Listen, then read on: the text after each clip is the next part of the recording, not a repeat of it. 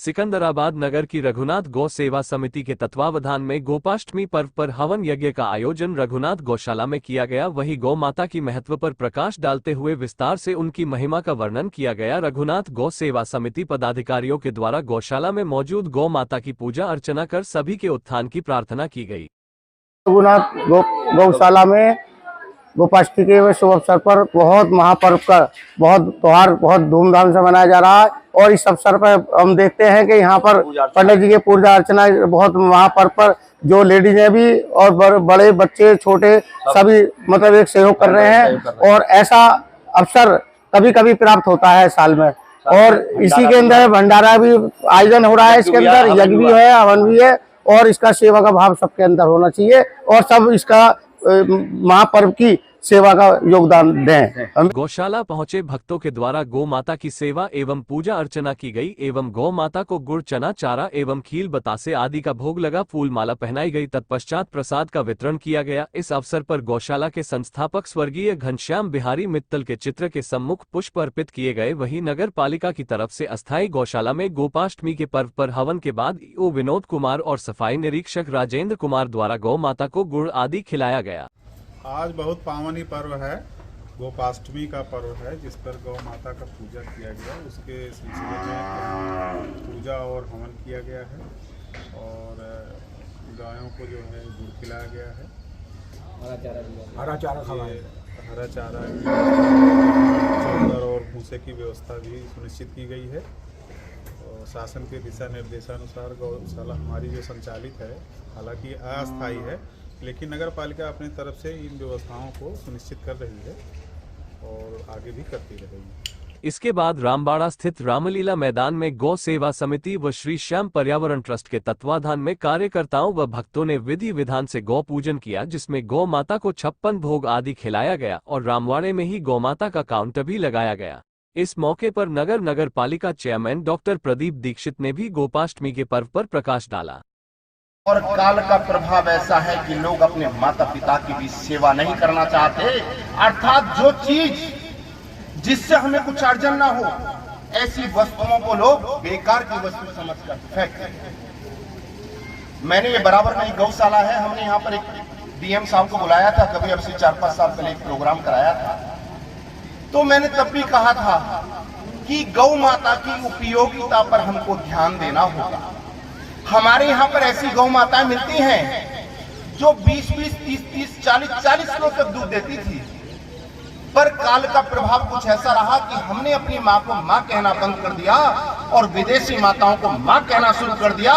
परिणति ये हुई कि आज जब आप कहीं पे देखेंगे, जब गायों की भूरी जाती है तो आज वो गाय दिखाई नहीं देती जो अब से 25-30 साल पहले दिखाई देती थी। वो भारती की मूल गायें थी, उनका संवर्धन हमको करना चाहिए था। गिर, राठी और साहिवाल 20 किलो दूध देती है, गिर 20 किलो दूध देती है, राठी भी 15-20 किलो दूध देती है। और जिनके दूध की गुणवत्ता बहुत ज्यादा होती है, लेकिन हम ऐसे लोग हैं कि हमने अपने देश का विकास, किसी भी देश का जब विकास होता है तो देश का देशीकरण करना पड़ता है। मेरा मानना यह है कि वो व्यक्ति ज्यादा आधुनिक होता है जो देश की स्वयं धर्म और स्वयं संस्कृति का अनुपालन करता है। वो देश ज्यादा विकसित होता है जो स्वयं मूल स्वयं संस्कृति का पालन करता है। मैं अयोध्या पैदल यात्रा वाले घनश्याम पंडित जी, सभी सनातन हिंदू धर्म प्रेमियों को मेरी तरफ से जय श्री राम। आज गोपाष्टमी के पावन त्योहार पर गाय की पूजा की गई। भगवान कृष्ण स्वयं कहते हैं कि मात्र गाय की पूजा से ही मेरी पूजा होती है।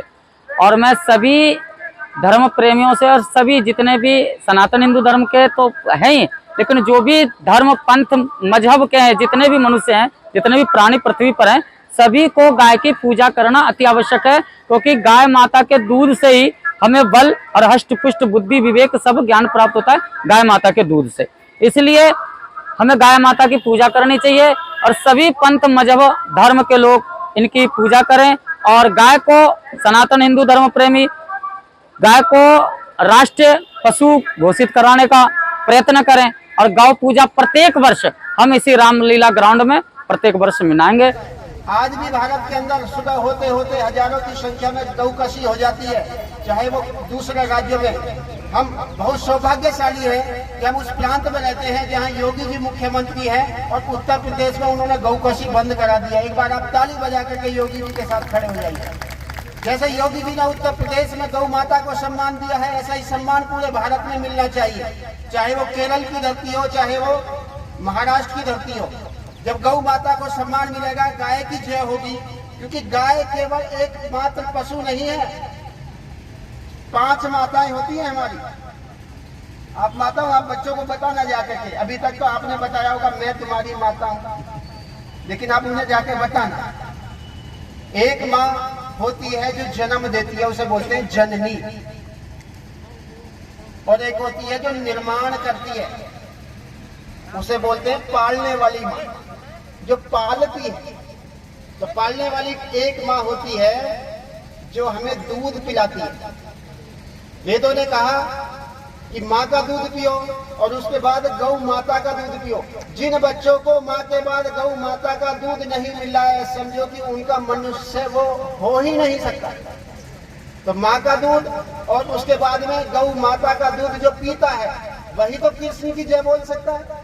आज लोग कह रहे हैं कि राम कृष्ण के नाम लेने वाले नहीं मिलते, धर्म की हानि हो रही है। तो इसका एक ही मुख्य कारण है कि आज हमारे बच्चों को गौ माता का दूध नहीं मिल रहा है। माँ का दूध पीते हैं, उनकी माँ भी भैंस का दूध पीती है। खैर, हम भैंस के भी विरोधी नहीं है। यदि गाय हमारी माता है तो भैंस भी मासी तो होगी, तो भैंस को मौसी कह दो, कोई बात नहीं, लेकिन प्राथमिकता में हमें अपने बच्चों को गौ माता का दूध पीना, वो भी देसी वाली।